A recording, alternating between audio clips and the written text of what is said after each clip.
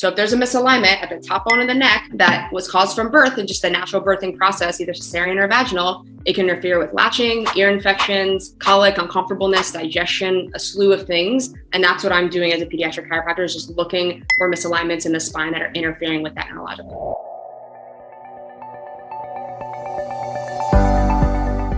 We're really excited to have a special guest, Dr. Katie, with us. And today we're going to talk about how naturopathic medicine and chiropractic medicine can collaborate and help you as parents with not just your health, but your kids' health. So I actually am going to turn it over to Dr. Katie to give a little bit of an introduction about who she is and really, Dr. Katie, how you became inspired by chiropractic medicine. Awesome. Thank you so much, Dr. Stewart. So I'll begin by saying, I think chiropractic and naturopathic medicine is a great unison, just because at the end of the day, stress impacts our nervous system and health in various different ways. And while I think our philosophies are very similar, the way we approach it is just different, given our expertise and education. But I'm a big fan. I personally I'm a patient at Nourish. I send a lot of my members and practice members there. And again, the philosophy of addressing the root cause of health challenges and multi-tiered and multi-dimensional health problems, we'll say, is the name of the game. And I think in this day and age, more conversation and education around where health really comes from is really key and beautiful. And I'm super honored and grateful that you asked me to be a part of this. I love everything that you and your practice does. So thank you so much. Yeah, no, we're so excited to have you too. So, because you practice here in San Diego, I think so many people think, oh, chiropractic is just for adults. However, exactly. Pediatric is such a great time to start. Yes, totally. So I am from San Diego. I grew up here. I had a prior career to becoming a chiropractor in collegiate basketball and coaching. It's March Madness right now. So it is like a fun time for me watching basketball. Wasn't super happy. I got really clear on my values of connection and service of others. I had a family I grew up with. Their kids are all chiropractors and the parents are big mentors of mine. And they're both chiropractors as well. And I started getting care when I was a college athlete and just saw the benefits in my health and my life, not just for pain, but how I slept, how I digested food, my immune system, things like that. And then from there, started learning that I could take care of pregnancy and kids. And we'll get into how that's very different than adjusting and taking care of an adult. But nonetheless, found a big passion for empowering kids from a young age about their health from the inside out, instead of drugs, lotions, potions, and pills like I grew up on. And again, nothing wrong with that, but not always addressing the root cause of issues and really getting to the root of problems and health collaboratively instead of just putting a Band-Aid over an issue. So fast forward, I changed careers. I went to chiropractic college. I graduated and ended up practicing, coming down here to practice. My practice is in the college area. It's called Family Connection Chiropractic. It's on El Cajon Boulevard.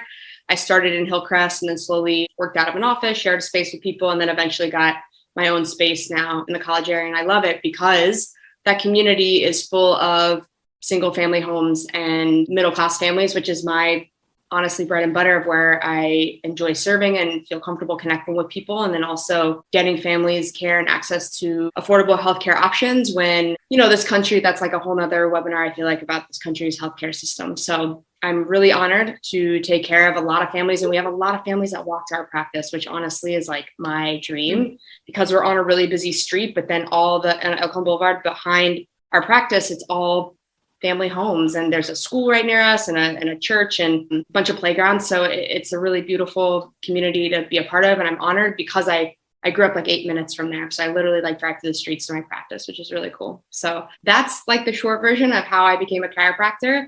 Like Dr. Stewart shared, I specialize in pediatrics and pregnancy. So for those of you that don't know or might be listening, chiropractic college, very similar to medical school. You can do a specialty, very similar training in the basis of physiology and health and how the body works. And then from there, you can do a training within that chiropractic college experience. And I chose pediatrics and pregnancy. Not everyone chooses a specialty, but I chose a specialty. And then I continue to do, more coursework and up-to-date continuing education through, it's called the International Chiropractic Pediatric Association. And from there, we're just always trying to look at research and seeing how we can better serve kids, pregnancy, but also newborns and children and toddlers, because over time, stress patterns change. So we have to change with the times and what have you, and how it's impacting the neurology of children and then also pregnant people as well. because that can be translated in utero and impacting the child when they're born. So that's the short version of pediatric chiropractic and how I came to be.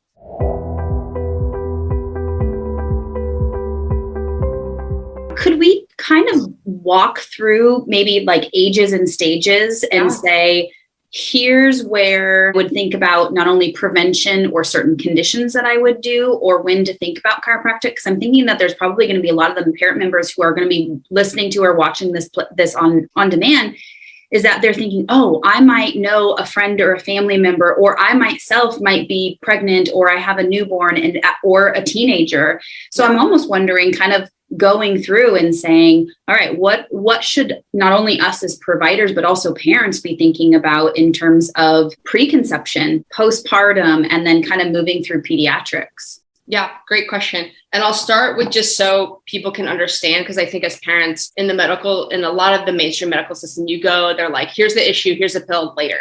And there's no conversation of like, why is this happening? What's going on with the body, and empowering the parents, but also the kid to know what's going on with their body and being in touch with that. So a big part of what I do in our office is education. I'm big on education because, again, you want to empower people with options to give them, a little bit of governance over their own body. Yeah. So it's a nice picture here in the nervous system. The brain communicates down the spine, all these nerves to all these cells, tissues, muscles, and glands. So in a child, their reflex on how they latch, how they eliminate food, how they breathe, how their heart beats, how they function, how they sleep is all the nervous system, right? In a adolescent or younger child, how they learn, how they function, how they deal with stress, how they process information, their temperament, again, their nervous system. And then as teenagers, hormonal changes, stress with maybe college or looking for college or playing sports, all the nervous system, right? So different stages, different lifestyles.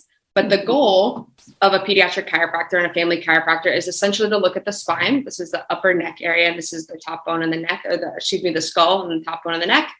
Looking for misalignments. It's called a subluxation. It's just a misalignment that puts a pressure on how that brain to body communicates. And like we discussed in kids, there isn't always a pain symptom. Oftentimes it's a dysfunction symptom. Only 10% of the nerves in the body actually communicate pain, and the other 90 do the function. So if there's a misalignment at the top bone of the neck that was caused from birth and just the natural birthing process, either cesarean or vaginal, it can interfere with latching, ear infections, colic, uncomfortableness, digestion, a slew of things. And that's what I'm doing as a pediatric chiropractor, is just looking for misalignments in the spine that are interfering with that neurological connection. So that's the basis of chiropractic. Yeah. I would say from preconception, so two things. One, being pregnant is a whole physiological shift in a lot of different things. Biggest hormone being relaxin, right? How the mother or person that's pregnant governs and navigates stress is going to transfer to what's going on in utero. So stress, again, is controlled through the nervous system and the adrenal glands. If you are doing things to mitigate stress, maybe you have a stressful life, but you're not doing anything to mitigate that process, to downgrade the inflammation in your system through maybe naturopathic medicine or chiropractic, those stress levels are going to be higher, thus having maybe a hard time conceiving, but also transferring to utero through the nervous system to the growing baby. Mm-hmm. Giving birth will go like birth. Can I might want to pause at different times. Yeah. Tell me about, because I had a couple of, unfortunately, kind of just difficult pregnancies. And I had a lot of benefit from chiropractic because I would throw up. I had such bad morning or all day sickness. Yeah. And oh my goodness, my neck. And I actually think some of my current vertigo is because of that forward dry heaving motion during pregnancy. So I'm sure you see a lot of, pregnant women for that too. And it could probably give a lot of relief. Yes. So great question. So typically first trimester, hormones are changing a lot, right? Which is typically when most people have the morning sickness. Again, going back and again, there's specific adjustments for different types of, we'll say, issues. But if you think about it, if the hormone stress is changing, right? But the internal software of the body isn't balancing correctly, getting adjusted through that process, especially in the neck, and especially if you have some sort of nausea going on, that neck, the atlas controls. It's like the one adjustment. If I could give someone one adjustment, I would adjust atlas because it controls so much in how the body balances. It controls their hip height when they're pregnant. It controls the cerebellum. It controls oxygen blood flow to the brain. It controls so much. And hormonally, if you're having a lot of changes that are causing the nausea or the first trimester, dry heaving or throwing up, that can be assessed and addressed potentially through the nervous system. If you go to a chiropractor that's trained in pregnancy and pediatric, that has that understanding of what's going on in the body, because we have a hormonal stress, 3 things that cause those misalignments in the spine: physical, chemical, or emotional stress. We'll say chemical with the change in pregnancy. That can be mitigated. And again, just allowing the brain to body to function better, to going back to our big word, adapt, those processes a little easier. The biggest thing too is relaxin is going up during pregnancy, and is going to be at a higher stage, potentially if you've already been pregnant or unfortunately had miscarriages. If you've been pregnant before, that relaxin is going to be higher compared to someone that's not.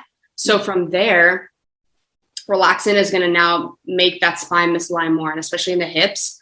And the overarching goal, I actually have a pelvis model here. The overarching goal in pregnancy is to make sure this exit, the clean water slide exit, right? So the hips can move, function, sacrum can subluxate, round ligament, and psoas on the front are a big part of the Webster technique, which pediatric and prenatal chiropractors are certified in typically. But that can also play a role in baby's birth. So if the pelvis is misaligned through that, how the baby comes out, also labor time, it can lower labor time. It helps your onboard computer just be better overall to have that innate experience of birth. But then also it can play a big role with how baby exits and enters the world, and thus the stress on the spine. Yeah.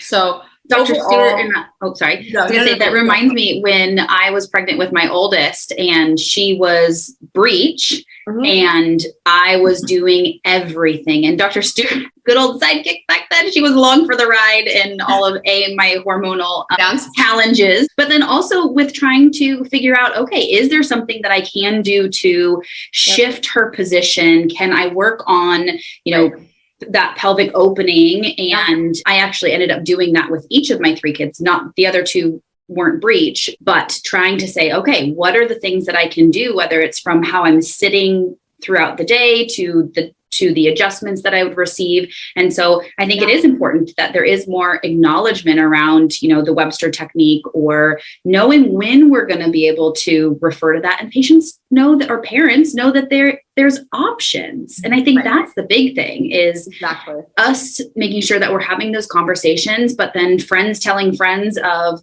hey, you don't have to just settle for a planned C-section. Let's try some of these other things. Right. No, I love that. And I think it saddens my heart when I get a mom or a pregnant person in the office. And they're like, yeah, I'm having a C-section. I'm breech. I'm just here for the back pain. I was like, and they're like 7 weeks. And again, I've had great, some people, the baby turns, sometimes it doesn't. We've had pretty good success. I'm proud of our success rate, we'll say, but nonetheless, it's a little harder at the end. If you come to me 31, 32, we have a better shot, but it's also, it hurts. I feel frustrated, but also empathy for that person, because no one told them that this is their only option. Yeah. And I think I feel frustrated by it, because the OB, and maybe the OB doesn't know, but the OB was like, hey, go to this. And I have some OBs that have sent me patients, which is great. But at the end of the day, the ICP is very picky about this. So I want to make sure I get it right. We're not a baby turning technique. We create space in the pelvis to allow the baby to do what it's supposed to do. And oftentimes that means it turns, just because, we get a little in the weeds with certain worlds. But nonetheless, just getting the body to, again, birth is the most coolest, a beautiful, innate experience, or one of them at least. Let the body do what it's supposed to do. And that's what chiropractic does, is it eliminates that interference and that Wi-Fi. So the Wi-Fi is at 5 bars, so the body can do what it's supposed to do. And naturally the baby just okay, this is what I'm supposed to do. I mean, it's nuts to think about. The baby just does all these things and grows. And then at a certain point in the pregnancy, goes in a position and is ready. You don't tell it to do it. It just does that. Mm-hmm. And that's through the nervous system and the spine and how the body and how the body physiology functions.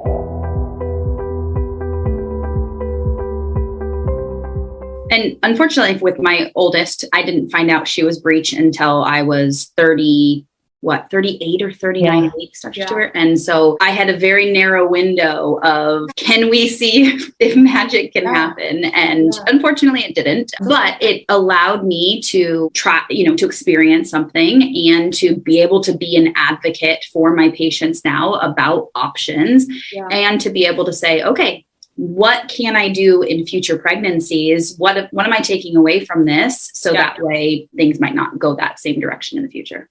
Totally. And I think, look, everything's a learning experience. There's no right way to birth. Like when people come to my office, they could be like, I'm having a home birth. I'll be like, great. And then like, I'm having epidural. I'll be like, all right, great. Do you feel good about it? Do you feel good about your options? There's no judgment. I just want you to know that you get to decide how this experience looks for you and your partner or your support person or yourself if you're doing it alone. And just make sure you feel like you feel empowered and the system didn't take away things from you. Yeah. And I also say too, that I always try to, because I get a lot of women and pregnant people that are really, really connected to having a vaginal birth. And that's really what they want.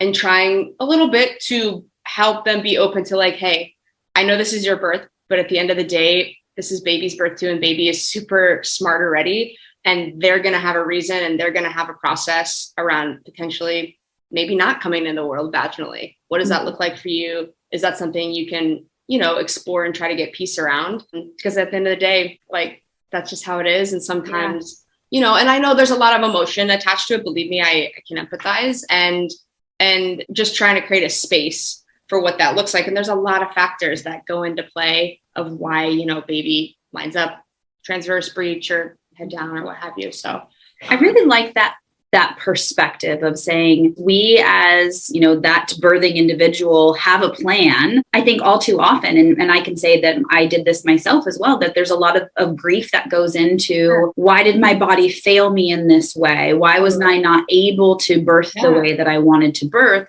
But I think having that different perspective of saying, well, maybe that was the nature of, baby's not choice, but that process. Yeah. So my sister is a life coach and she helped me work on ideal scenes, which is great for so many different situations in our lives. And it's really this or something greater for the best of all good.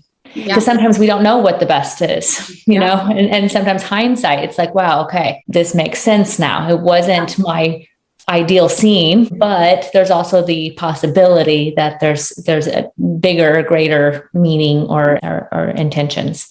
And so I really appreciate that. Right. And reminding the birthing person that baby is already intelligent and it has its own plan. And there's a reason, why baby is smart. Baby knows that maybe coming out vaginally is not going to be the move. Mm-hmm. And there's a reason, a lot of times after the birth, the doctor or midwife will be able to say like, this is why it happened. Mm-hmm. And obviously, midwife at home birth or birthing center, not, going to do C-section, cesarean surgery, but nonetheless, like there's always a reason, and at the end of the day, baby coming out alive is the goal. So, maybe cesarean to enter the world is okay. And that's just part of it.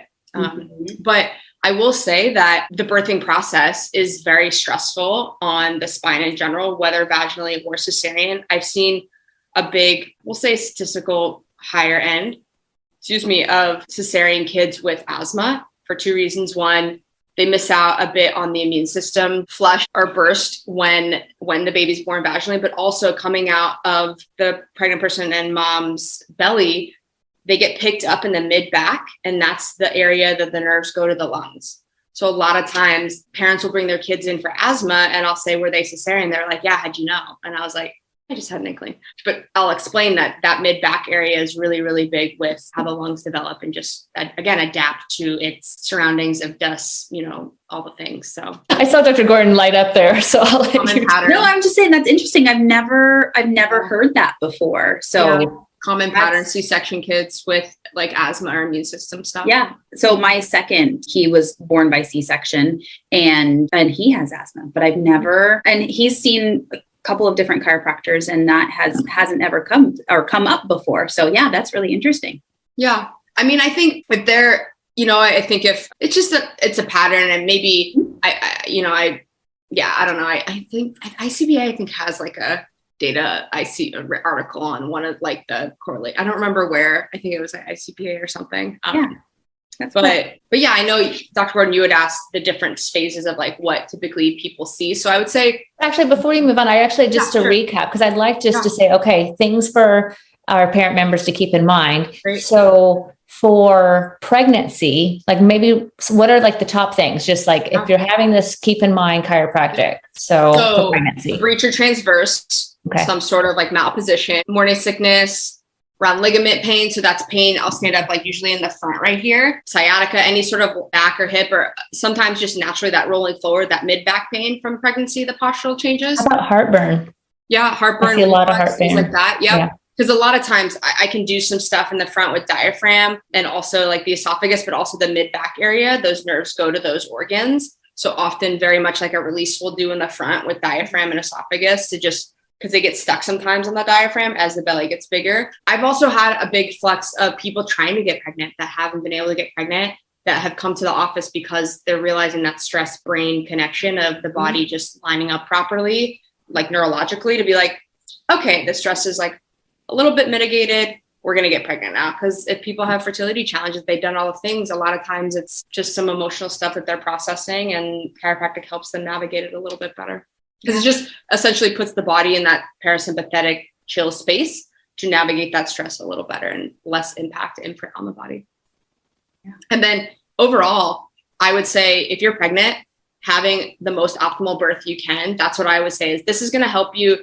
And you're probably going to come less if you don't have a lot going on, but this is going to help you have the best possible birth. Coming here, getting checked, making sure everything's in alignment, that nice clear water slide, but also that nervous system. It's like you're a professional athlete, right? So if you're an Olympic athlete, you want everything in your body to give yourself an edge on that big day. Same thing on that big championship game. Same thing in pregnancy is you just want that onboard computer to do what it's supposed to do innately. And that's governed through the nervous system. Awesome.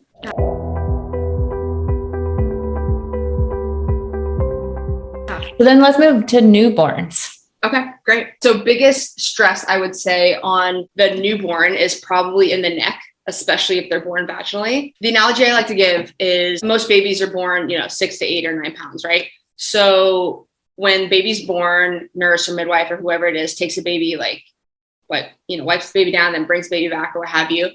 If they carried the baby by its head, what would you guys do as parents? Yeah. Right? Yeah, it's scary. So imagine that baby's only 6 or 7 pounds, right? There's 20 to 30 pounds of pressure on that brainstem area coming out of the birth canal. So it's like 3 times the amount of carrying the child by its head. So there's some stuff up there, right? So getting the baby checked when it's born is amazing just to ensure that that brain to body connection is great. So the neurological development can be on point and at the highest level. Symptoms that we often see, latching is huge, colic, any uncomfortableness, digestion issues, spit up, reflux. And latching oftentimes is a little bit of a mix between this upper cervical area and something in the palate.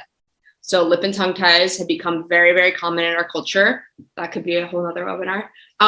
Nonetheless, doing a little bit of cranial work up here, these cranials actually play a big role with latch and the actual reflex that the baby is born with and the rooting reflex. You can get that reflex to go up a bit through accessing the cranials, but also doing things in the palate and the mouth that I basically use like a little finger glove and navigate, muscles in the mouth or trying to smooth out the palate because their bones are so malleable. And again, this is super, super gentle.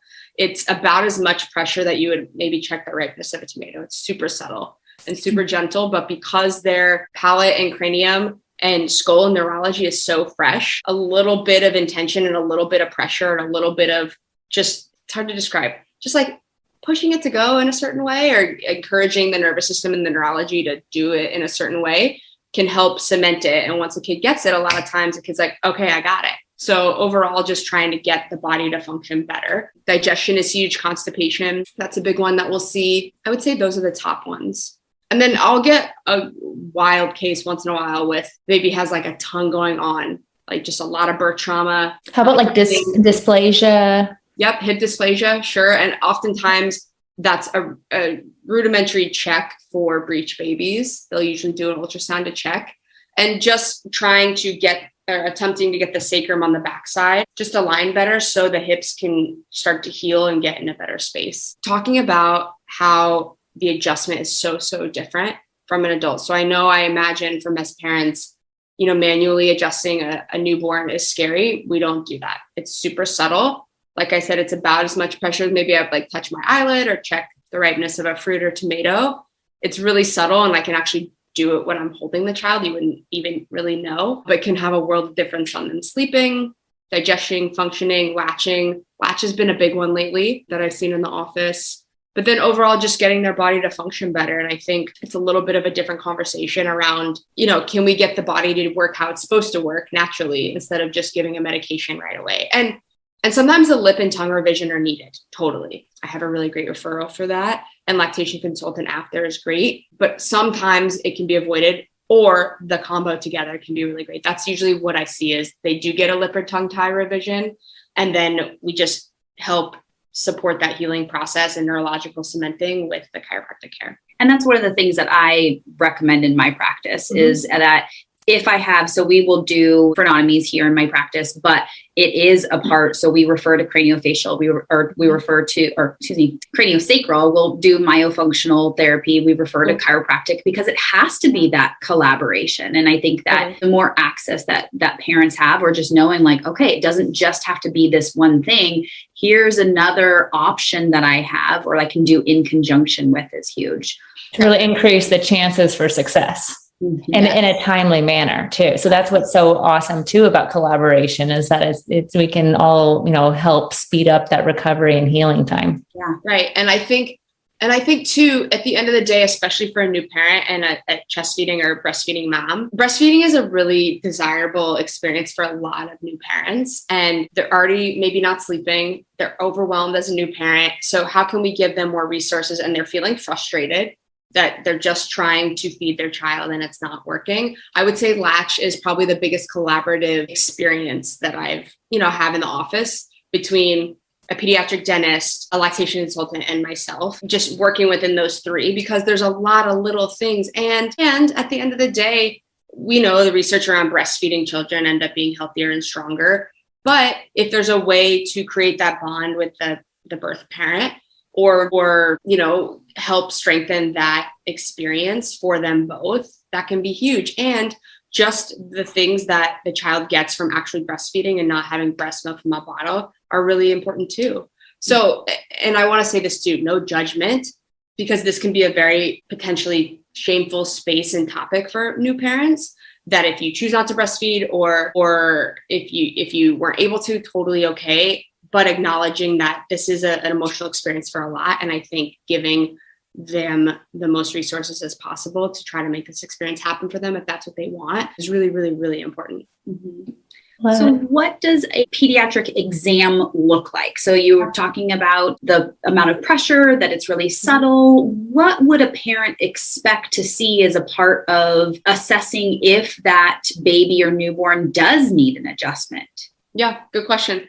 So a big thing is I always start with the birth history and the pregnancy history, actually, because a lot of the pregnancy history can give me a little bit of insight into how the child came into the world based on, I'll ask like what side of the belly was the baby on most of the time, different, did you have morning sickness? Did you not? That plays a role. What prenatal vitamin did you take? That's a big one. What diet, like, I don't get into like a food log, but I'm just kind of curious of what the diet looks like.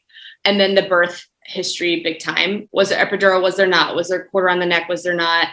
Was the birth, deemed no intervention? Was there forceps? Was it cesarean or vaginal?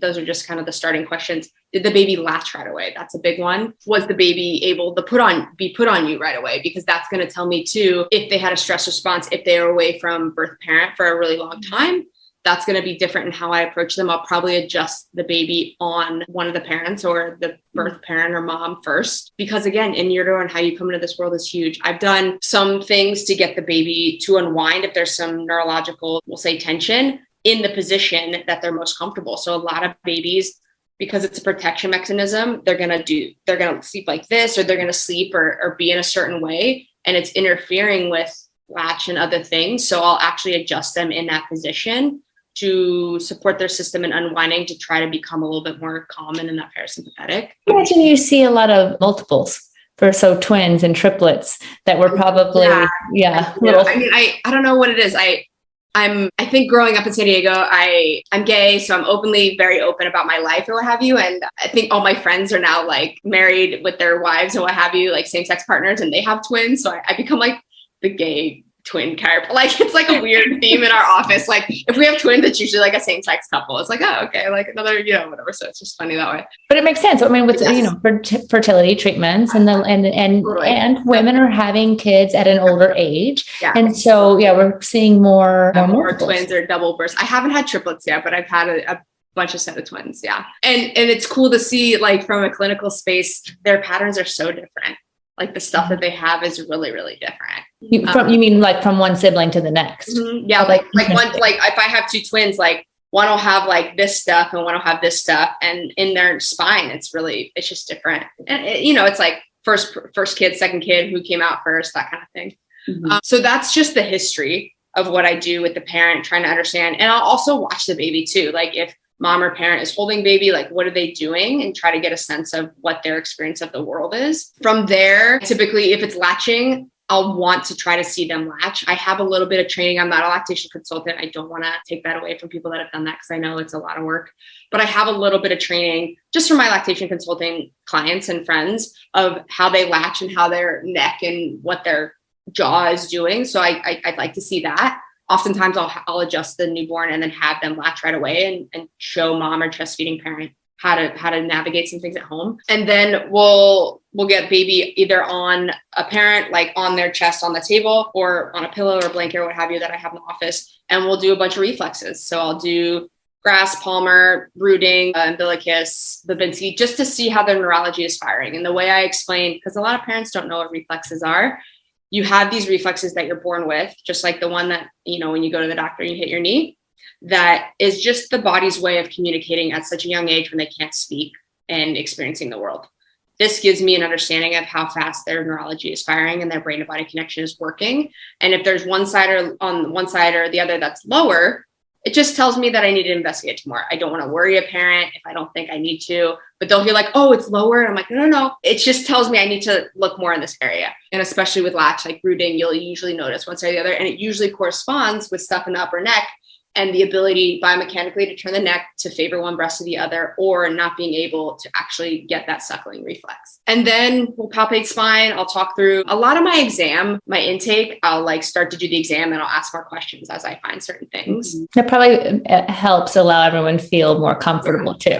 Because I know, just too, especially kind of as we move on to like older kids, that they could get probably pretty anxious. Yeah. And moms and dads can get anxious too. And I always tell them everything like, hey, I'm going to do this right now. This is what I'm looking for. If the baby is fussy, like we'll have them lay on the parent. We navigate it. We want to make sure the kid is comfortable and the parent too, because at the end of the day, this is your child. It's scary. A chiropractor. I'm not going to adjust them right now. I'm just going to feel. And a lot of it is the baby's just laying there and I'm literally sliding my hands underneath the baby on the table and just feeling what their spine and what their pelvis or what their neck feels like. And it's super gentle, super subtle. Most of the babies sleep through it. It's really, really very low invasive. And then from there, I just tell them, I know you're in the right place. I can help you. Next visit, I'll go through everything. I'll show you what I found on the exam and I'll overlay it and we'll go through other things and I'll make recommendations as to frequency and what that looks like moving forward. So that's basically intake. We do our intake for a newborn in about an hour. So it kind of depends on what the kid has going on.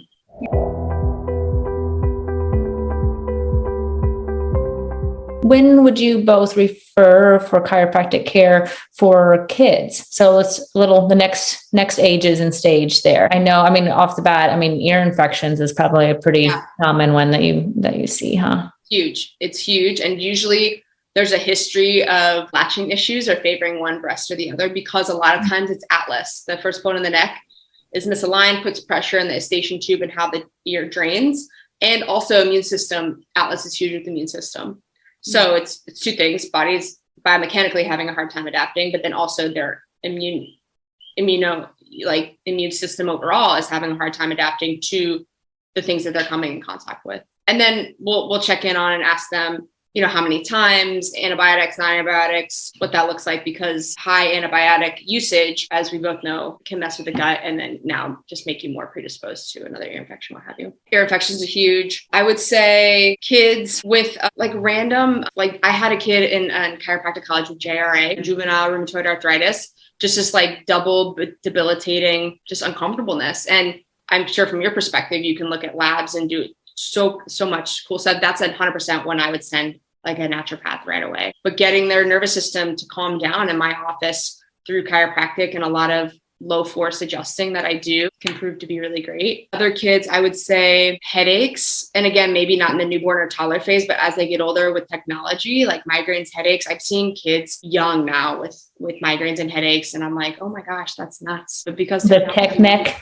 Yeah, the tech neck, like looking down and then them being at home with the pandemic has been huge. Any autoimmune challenge that the kid is going through, I'm a big fan. Because I have an autoimmune challenge personally, getting checked regularly for me with my energy, making sure everything's on point is non-negotiable. And then care in a naturopathic office like Nourish is also non-negotiable for me. So I'm a big fan of supporting kids with autoimmune issues because at the end of the day, their immune system is going to be a little bit lower. They're going to have a hard time. They're going to be more susceptible to stress, right? So anything we can do chiropractically to mitigate that stress, to calm the inflammation down. And I adjust kids with autoimmune challenges a little differently than I would adjust a kid with sports injuries or what have you.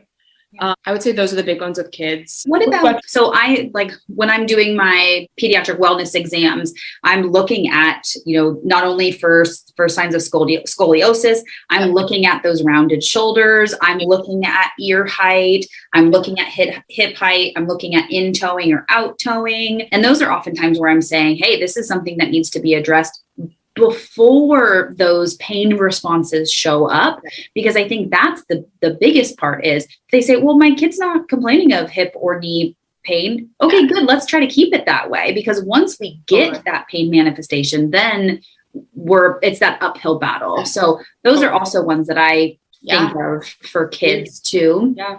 I think too, the biggest way. So and I'm sure you guys do your exams maybe a little differently, but usually I have people close their eyes and march in place because then that gives like the normal posture, and you'll often see the head tilt and rotation. And it's like I'm overdoing it, but it's very based in atlas and the upper cervical neck and just how the shoulders and hips will compensate. So, I see kids now with a lot of head tilt and rotation very early on, and it's mostly because of technology and just the nature of, I think, life. So that's a big, a kid from 5 to 15, that's a big one. That can be headaches later, can be ear infections in younger kids, immune system things. But then it can end up being, I've had kids come in with learning challenges, and that's a big one. That was my next question. Focus. Parents will bring kids on the spectrum. And I want to say, I don't cure any of that. That's not like what this is about. I want to make sure people understand that. But kids on the spectrum, ADHD, dyslexia, it's just about how the body is communicating and getting the body to fire in a little different way to allow the body to process what's going on. It's kind of how I explain learning challenges in our office. And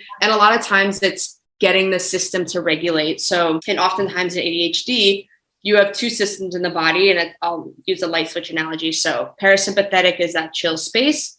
Sympathetic is that run from a tiger space.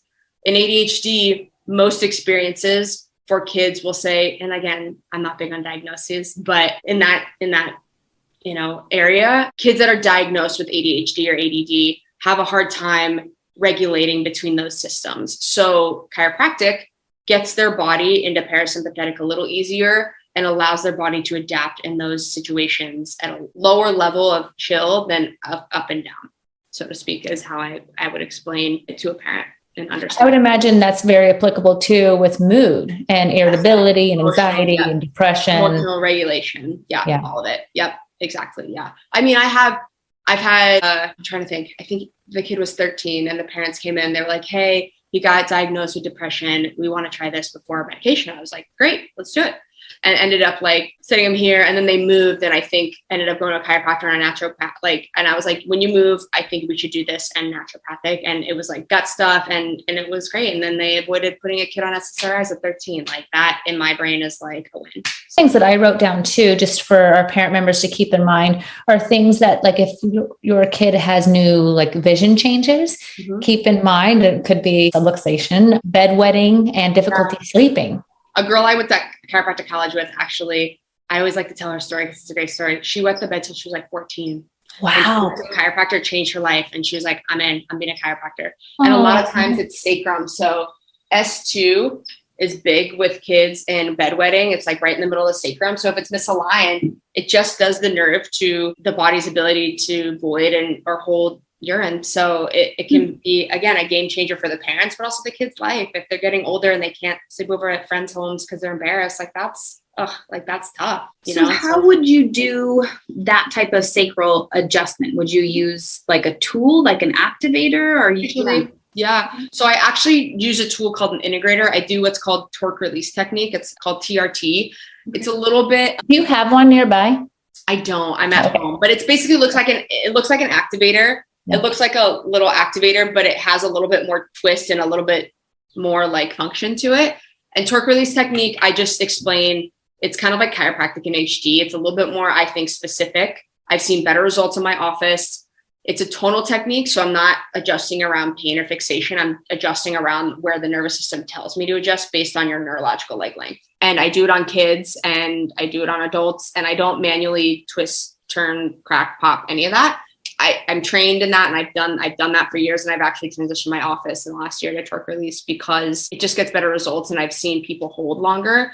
And for kids, it really accesses the nervous system's ability to get really good results. I've seen scoliosis changes by just doing torque release and getting the nervous system to fire better instead of adjusting like certain segments manually. And it just has been a world of difference. So yeah. Can you elaborate a little bit there too, as far as, because there's many different, just like there's many different types of MDs and naturopathic doctors and then chiropractors. So what are like some of the different, types of chiropractic? Good question. So in chiropractic, there's more vitalistic, philosophical based chiropractors that look at the nervous system, typically do kids and pregnancy, or a little bit more like vitalism, like this overarching ability to heal from within instead of just adjusting for pain.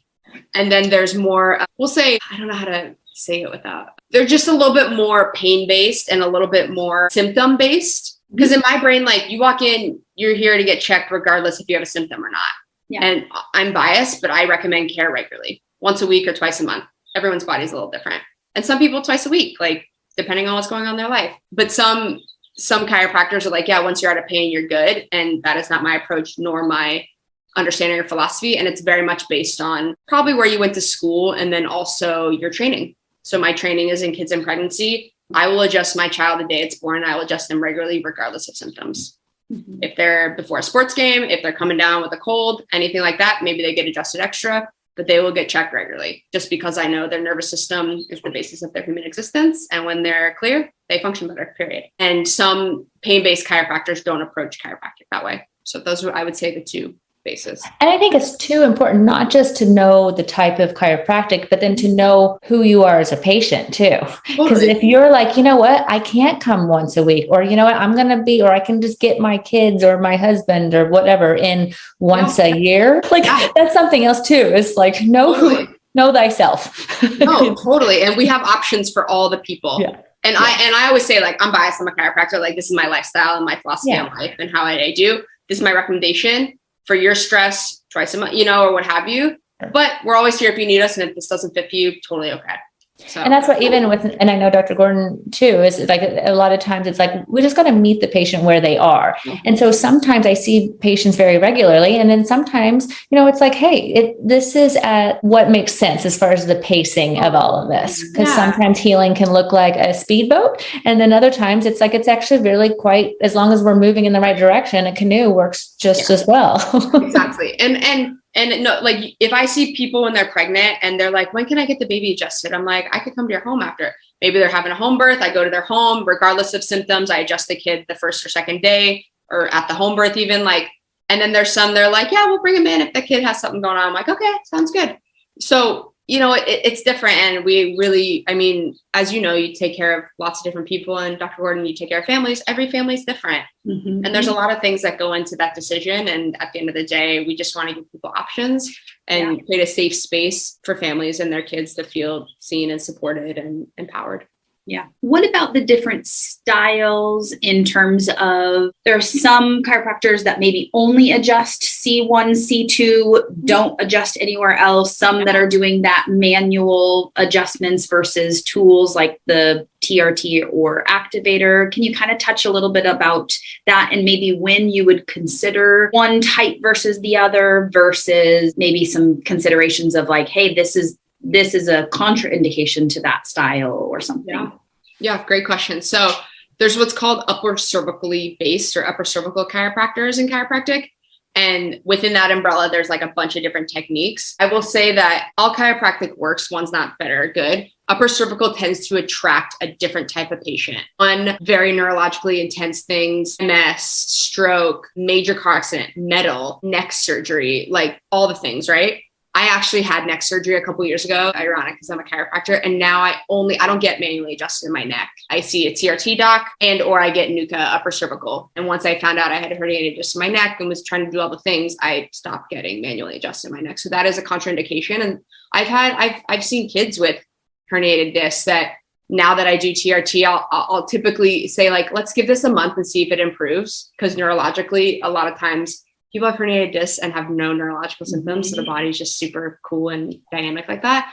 But if I don't see the results that I want you to go to my colleague who's in Mission Valley. That's who I get adjusted by, just because they have a machine there with decompression that sometimes can alleviate surgery and what have you. Upper cervical techniques also just look at 1C2, like Dr. Gordon shared. And because the technique application is really, really specific, they look at x-rays a little differently. And it's also a really different type of office. And we'll say chiropractor, typically they're very analytical people, which is great. A little bit more, I wouldn't say like a super crazy, like kids running around, family, like pregnancy vibe.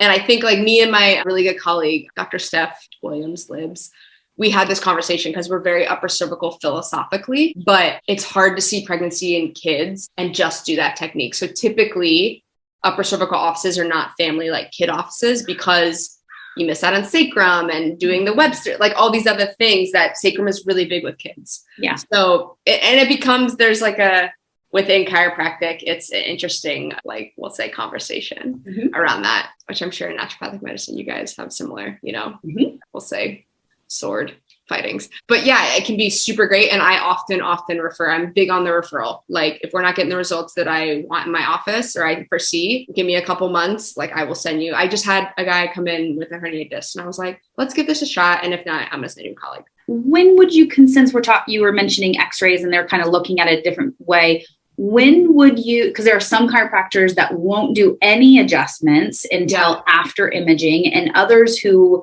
feel like, no, I don't really want to do imaging. Yeah. What's your philosophy? When would you say, yes, let's get imaging done? And at what ages? Good answer. Good question. So I don't take x-rays in my office. I can refer it if I need it. If there's major trauma or major like red flags for pathology, like some of those upper cervical techniques I mentioned, they govern their adjustment on the x-ray. So they have to do it. It's just like the technique specific. I don't need them for my technique. And prior to switching to TRT with the manual adjusting, I can adjust without it unless obviously there's something in the history and their complaint that warrants x-rays. You can do them young. I mean, I've gotten x-rays. I have a little girl right now with a lot of neurological stuff going on and her mom brought me x-rays. She was born with scoliosis. She has some lower motor neuron, but upper extremity weakness and placidity and all these things. And she showed me the x-rays. You can do x-rays on a kid or a newborn or a toddler, or a kid under 10. It just, if it warrants it. I don't typically as a pediatric chiropractor do it unless there's major trauma or something neurologically that the child has that they were born with or something that's happening where now I'm like, oh, wow, this is something that we need to get more things on. But I personally am not big on x-rays unless it's warranted or needed. Thanks. For me, it's another expense for the family. I don't need it to adjust. And what I'm doing is so low invasive, especially now with TRT and the tool. I just don't feel like it's necessary, if I'm being honest. And to radiate a kid and then have them do the expense. So that's kind of where I'm at. And then obviously if they're pregnant, like no. So. And also for our parents, I think a lot of times people think, oh, if I go to a chiropractor, I'm definitely going to be adjusted. And I think, and that's like what's holding them back. And I think, and I do want, parents to know that whether it's for you or your kids is that you are always in control. And so if it's like, you know what, this is more of a conversation and an intake and just, starting with like low invasive, that's totally doable. I would say probably you would want them to communicate that clearly. Yeah, totally. Yeah. And I don't adjust. My adjustment and starting care is not included in our first visit. And a big one that I used to get is like, I like everything but the neck, like the neck manual. I was like, great, we don't even do that here. So you're all good, And I explained the technique then. And especially for their kid, if their kid is like 8, 9, 10, I was like, actually, like, we don't do that at all. And we don't adjust kids until they're like 11 or 12 or 13, around that age. That way, if, other peds chiropractors want to adjust that way. But I'm big on, in my intake, I'm like, what are your biggest needs? Why are you here? Like, let's make sure your needs are met. And I always ask to, have you been to a chiropractor? What was your experience? Because if their experience is like not good or bad or what have you, it's going to play a role in how their experience is in my office. And I want to make sure that I don't waste their time. I explain how the office works to make sure it fits for them. And if our office, we don't spend an hour with patients, but if that's what they want, I don't want to waste their time, and I can send them to someone that does more soft tissue and all the things. So.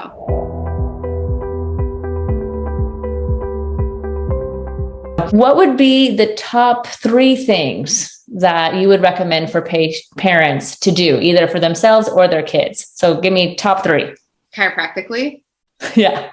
Okay. Mindful of their kids' posture when on the couch. Like I put pillows on my lap and like read a book. Like it's always eye level. Tech time, I don't want to judge parents. Tech time, what have you. I have my own opinions, but if they're going to have a lot of technology time, just make sure what they're looking at is at eye level. Top 3 things. So that's technology. I would say being aware of if your kid starts to change, hormonal things or mood or what have you. Parents have brought their kids and be like, my kid needs an attitude adjustment. That's why I'm here. I'm like, all right. And it's from a space of like, this kid is having a hard time regulating right now, in whatever capacity that means. Let's get them checked.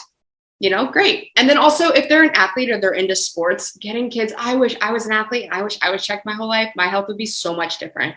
That repetitive nature and then injuries can play a role on our nervous system and how it functions. So if your kid is athletic, 100% getting them checked regularly by a chiropractor is money.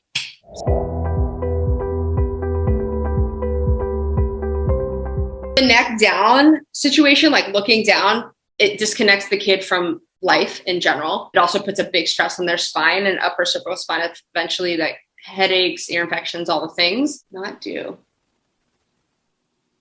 I think encouraging parents or encouraging kids to be connected to their body. I think that's a big conversation around like, well, what do you feel? And I'll be biased, but I'm not big on medication right away. There's always a reason why things are happening. And the body's always talking to us and always trying to, communicate something. Listen to it. And maybe that's going to a naturopathic medicine route. Maybe that's chiropractic. Maybe that's asking the kid, like, what do you feel right now? Where do you feel it? What do you think you need?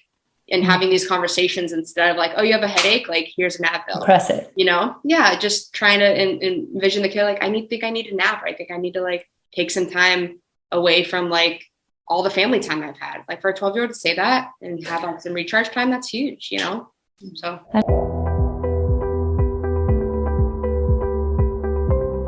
I'm big on a foam roller and then like lacrosse balls, or you can get them on Amazon. They're like 2 balls attached together, especially if you're working at a desk or a kid is working on their computer.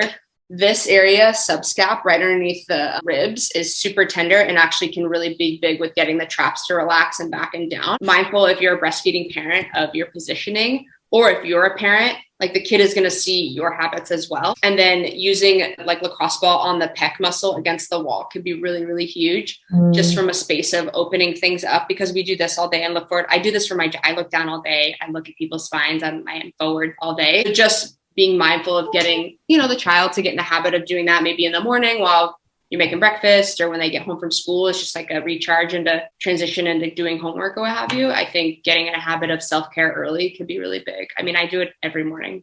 So, and everyone's different, but I think when you start them young, it becomes a thing for them. Yeah. I heard the screen up, keyboard down. Yeah. To have that ergonomic. Like I have like this little thing right here, like stacking it, getting creative. I put it on books sometimes. On the couch, if I'm doing work on the couch, I'm like on a pillow usually. Or laying. I know like with my kids, I have them try to lay on their bellies. So that way they're at least trying to look up more. At least they're looking up. Yeah, totally. I have a thing I take to a coffee shop. It's like this contraption and metal pink neon thing that I like travel with when I go and look at like my laptop at the coffee shop. So I don't care if people are like, that's cool. I'm like, yeah, it is cool. I'm a chiropractor. Here's my card. I'm just kidding. Yeah.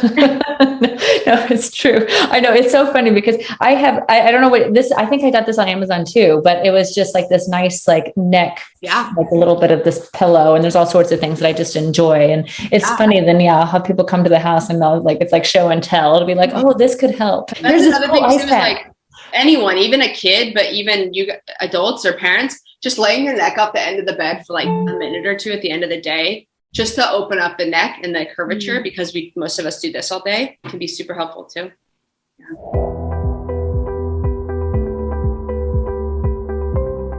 Are there any times that you would say, whether it's conditions or periods of time or things where you would say maybe not a good time to do chiropractic care, or I guess maybe any precautions? I would say precautions would be how I adjust them. Okay. If there's herniated discs, metal in the neck or metal in the spine, I might adjust them differently or send them to a different type of chiropractor. If I often, typically they're coming in with something that neurologically, I know chiropractic care can help them, but it's also going to be like, and we need a naturopathic referral or a different type of chiropractor, not me per se. I'm trying to think of anything. I mean, obviously we're trained as, healthcare providers. If there's something I'm like, oh, you need to go to the emergency room, like right now. I have not had that yet in practice. I'm grateful, but I can foresee. What about a history of blood clots? Yes. So that would be one when pregnancy. So that's why I like stethoscope, like something's going on. Like I had a colleague that made a really amazing call and saved the baby. But there was something going on, and I think there was a blood clot, and